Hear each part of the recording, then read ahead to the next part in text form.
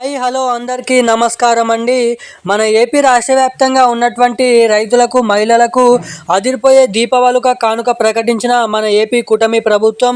ఇక ఎట్టకేలకు మన ఆంధ్రప్రదేశ్ రాష్ట్ర వ్యాప్తంగా ఉన్నటువంటి రైతులకు రెండో విడత అన్నదాత సుఖీభవ పథకం కింద 7,000 రూపాయలు.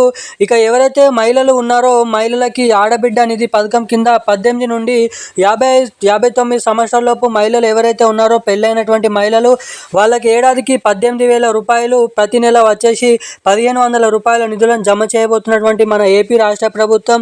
ఇక దీంతో పాటుగా కొత్త పెన్షన్ డబ్బులు, అదేవిధంగా తల్లికి వందనం 1,300 రూపాయలు జమ కాని వారు కూడా జమ చేయబోతున్నట్లు సమాచారం.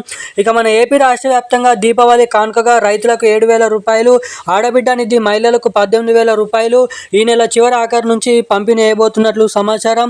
ఇక అటు పీఎం కిసాన్ 21 విడత 2,000 రూపాయలు కూడా జమ చేయనున్నట్లు ఈ సమాచారం అయితే ఉంది. ఈ రోజున భారీ అప్డేట్స్ అయితే ఇవి. Thank you guys. జై హింద్.